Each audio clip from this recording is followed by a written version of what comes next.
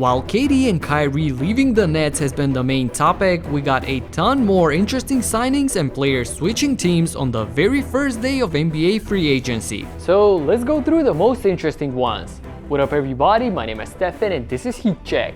Let's get into it. Starting off with trying to figure out exactly what the Lakers did. They signed Juan Toscano Anderson, Lonnie Walker, Damian Jones, and Troy Brown Jr. And while Anderson is a solid defender with length who will help out with the bad defense that the Lakers had last season, absolutely none of these is a good three-point shooter, and somehow they got even worse in that aspect despite being bad last season to begin with. 18th in makes per game and 22nd in percentage from downtown. And on top of that, they lost Malik Monk, who was their best outside shooter, and will probably not have Carmelo back, who was another threat. So despite all of that talk about how they will try to make things work with Westbrook, the spacing at the moment looks absolutely horrific. One wild card, however, is of course the fact that we know that Kyrie Irving wants to play in LA, and with all that power that the players have, in my opinion, he will somehow force his way there and Brooklyn will have to trade with the Lakers. So this is definitely not the final look for this team, but to me, they didn't start free agency well at all. I like what the Sixers did, bringing PJ Tucker to the team, who will add a lot of fight on defense and stretch the floor from the corner. Although he didn't shoot a lot of them, Tucker was automatic with 41.5% from downtown, so teams will be hesitant to help on Embiid or Harden off of PJ. That allows their two main stars more single coverage and more freedom on offense. Also, as extra firepower from downtown, Philly got Daniel House, who can be streaky. With that, I feel like they covered and upgraded what they lost in the Danny Green trade. In return, however, they got another solid piece in DeAnthony Melton, who's both a good defender and can shoot the ball well from downtown. So overall, good start for the Sixers, but Daryl Morey seems to be going all out and trying to win the championship and got in the Kevin Durant race as well. So they're definitely not done.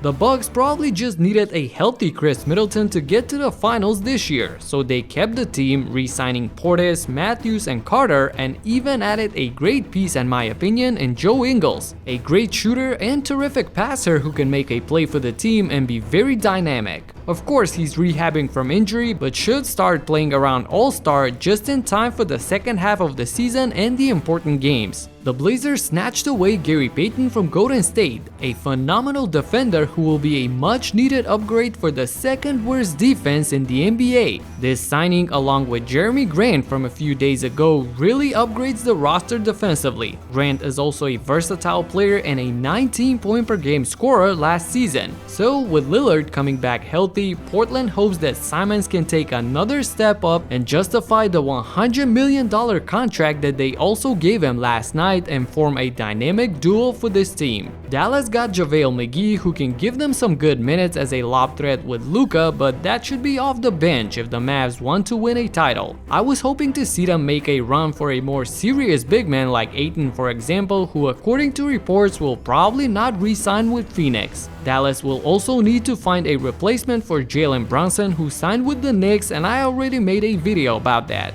I mentioned there that there are talks about forming a Slovenian connection in Dallas by bringing in Goran Dragic, but we'll see if that becomes official. These are most of the signings from the first day of free agency and certainly the most interesting ones, but the madness is just beginning, so this will be a very interesting off-season. Did your team upgrade at the start? And also, where do you expect KD and Kyrie to end up? Let me know in the comments. That's it for now, subscribe and talk to you in the next one. Peace out.